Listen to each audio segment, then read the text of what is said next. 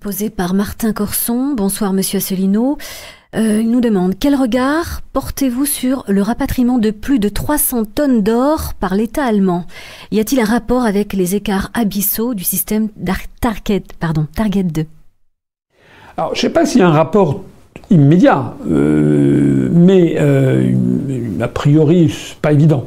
Mais en revanche, c'est évidemment quelque chose qui met la puce à l'oreille. Voilà.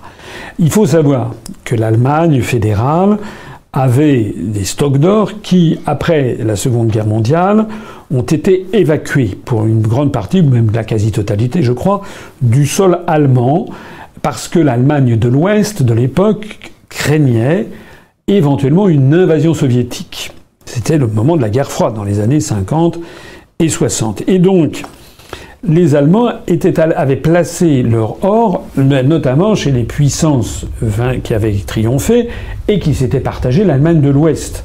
Il est d'ailleurs vraisemblable que le gouvernement de la République fédérale d'Allemagne des années 46-47 n'avait pas vraiment son mot à dire. Je le rappelle d'ailleurs qu'ils n'ont récupéré leur souveraineté monétaire avec le Deutsche Mark qu'en 1949. C'est-à-dire que pendant les années 45, à partir du 8 mai 45, avec la réédition sans condition de l'Allemagne hitlérienne, jusque donc en 49, pendant la fin de l'année 45, les années 46, 47, 48 et le début de l'année 49, l'Allemagne n'avait pas sa souveraineté monétaire, c'était une monnaie d'occupation dirigée par les États-Unis avec l'Amgot. Et puis je rappelle que jusqu'à l'effondrement du mur de Berlin jusqu'en 1989, avec le mur de Berlin, puis la réunification allemande, l'Allemagne de l'Ouest était partagée en trois.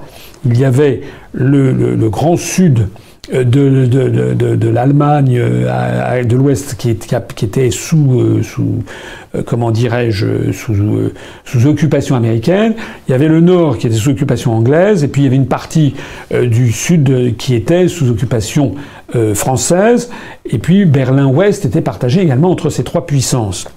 Donc, après la Seconde Guerre mondiale, comme par hasard, l'or allemand est allé se placer aux États-Unis, au Royaume-Uni et en France. Prétendument pour être protégé de l'invasion soviétique, mais ça permettait aussi aux Américains, aux Britanniques et aux Français de mettre la main en partie sous l'or allemand. Pas en termes de propriété, la propriété était toujours reconnue à l'État de la République fédérale d'Allemagne, mais physiquement, c'était bien sur le sol français, sur le sol américain ou sur le sol britannique. Alors, effectivement, vous avez vu les dépêches de presse, vous avez vu les articles de journaux récemment, c'est que l'Allemagne, depuis maintenant un certain temps, réclame, sur l'ère des lampions, si j'ose dire, le rapatriement de son or déposé aux États-Unis, au Royaume-Uni, en France. La France, on a appris ces jours-ci que tout l'or allemand, c'était, je crois, 330 tonnes, ce qui est quand même pas rien, d'or allemand qui était entreposé en France, dans les coffres, je suppose, de la Banque de France à Paris, c'est-à-dire à 40 mètres sous terre, c'est extrêmement sécurisé, que tout cet or avait été donc finalement restitué à l'Allemagne. Je crois savoir que ça n'est pas encore du tout le cas de l'or qui a été placé aux États-Unis, et vous le savez, il y a des rumeurs qui circulent, comme quoi les Américains, en fait, auraient en partie disposé de l'or allemand. Il y a même des théories comme quoi les barres de 12 kilos, vous savez, les lingots d'or, ça fait 1 kilo, c'est petit comme ça. Je vous en sortirai un la prochaine fois. Non, j'ai pas de lingots d'or, je crois que ça vaut quelque chose comme 30 000 euros. Et les barres de 12 kilos, paraît-il que dans certains cas, elles auraient été évidées, puis à l'intérieur, il y aurait eu du tungstène qui aurait été mis, qui vaut beaucoup moins cher, mais qui a une densité assez comparable. Alors, pourquoi l'Allemagne fait-elle ça? Ça sent mauvais, évidemment. Personne ne va dire que c'est une marque de confiance. Si l'Allemagne fait ça, c'est que elle voit bien effectivement les déficits colossaux de Target 2. Colossaux pour les pays du Sud, ça lui procure à elle des excédents colossaux de l'ordre de 950 milliards d'euros qui sont venus des pays du Sud. Mais contrairement à ce que pourraient penser un certain nombre d'observateurs qui ne connaîtraient pas forcément très bien le mécanisme monétaire, le fait que la Bundesbank allemande ait une créance de l'ordre de 950 milliards d'euros sur la Banque de Grèce, la Banque d'Italie, la Banque d'Espagne, la Banque du Portugal n'est pas une bonne chose, parce que ça affaiblit considérablement le bilan de la Bundesbank, puisque ce sont des créances qui sont suspects, notamment la Banque de Grèce et même la Banque d'Italie, puisque les prix Nobel d'économie dont je parlais tout à l'heure évoluent à 11%, la probabilité que l'Italie fasse banqueroute à court terme. Donc probablement les Allemands se sont dit il n'y a aucune raison finalement de laisser notre or à la disposition de ces pays. D'autant plus que beaucoup d'économistes envisagent un effondrement du système financier international au cours des mois ou des 2-3 ans qui viennent.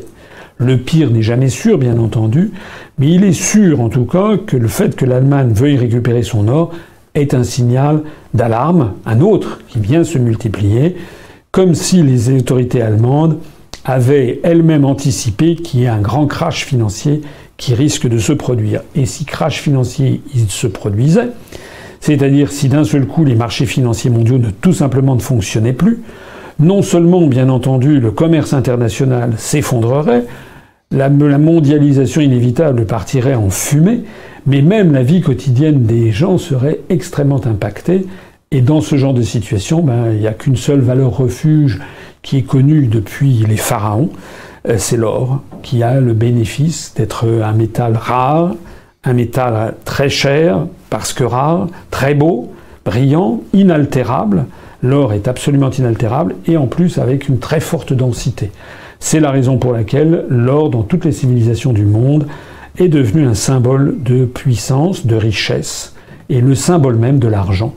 C'est la raison pour laquelle je pense qu'il faut suivre avec beaucoup d'attention ce que font les Allemands. Je conclurai ce petit propos en disant que si nous arrivons au pouvoir, nous demanderons au minimum, on verra les voies et moyens juridiques de le faire, mais au minimum, nous demanderons une commission d'enquête parlementaire sur les raisons qui ont poussé M. Sarkozy à brader, aux alentours des années 2009, je ne sais plus, et par là, 20% du stock d'or des Français au plus bas, au moment où l'or était le plus bas.